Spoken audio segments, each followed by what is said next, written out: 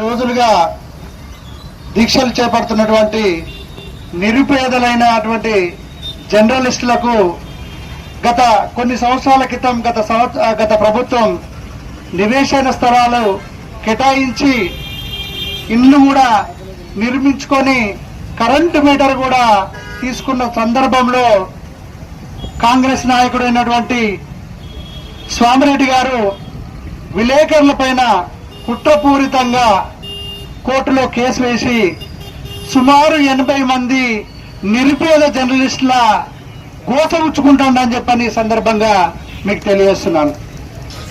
మరి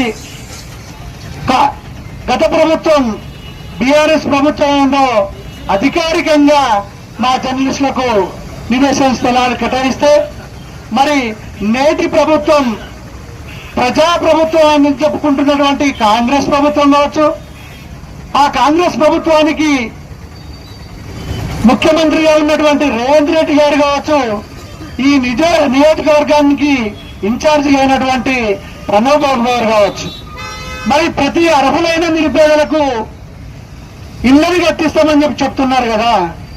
మరి నిరుపేదలైనటువంటి ఈ జర్నలిస్టులు ఇళ్లకు ఎందుకు అడ్డుపడతామని చెప్పని ఈ సందర్భంగా ఈ అంబేద్కర్ చౌరస్తాలో దీక్ష నుండి మిమ్మల్ని సూటిగా అడుగుతున్నాను. ప్రణబ్ బాబు గారు, మరి ఈ హుజరాబాద్ ఇన్ఛార్జే కదా, మరి మీరు ఇల్లు కట్టిస్తామని చెప్పని రకరకాల ప్రగల్భాలు వలుకుతుంది కదా. ప్రజలను మోసం చేసి మేము నాణ్యమైన పాలన చేస్తాం, సరి అయిన పాలన చేస్తాం అని చెప్పని బీఆర్ఎస్ ను బొందబెట్టి మీరు గద్దెకెక్కింది కదా. మరి ఈ పాలన అంటే ఈ 80 మంది కుటుంబాలను రోడ్డు మీద పడేయడానికి అని చెప్పని ఈ సందర్భంగా అడుగుతున్నాం. ప్రజా సంఘాలు మద్దతిస్తున్నాయి, రాజకీయ పార్టీలు మద్దతిస్తున్నాయి. రేపు ఒకవేళ ఇదే గడ్డ నుండి కూడా తెలంగాణ ఉద్యమం కోసం కూడా ఇక్కడ ఉద్యమాలు జరిగినాయి.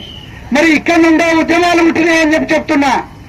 ఒకవేళ కనుక మీరు తొందరగా నిర్ణయం తీసుకొని మీ కాంగ్రెస్ స్వామిరెడ్డి ద్వారా ఆ కేసును ఉపసంహరించుకోకపోతే మరో తెలంగాణ ఉద్యమం జర్నలిస్టులుగా అండగా మేము ఇక్కడ చేస్తామని చెప్పని కూడా తెలియజేస్తున్నాం.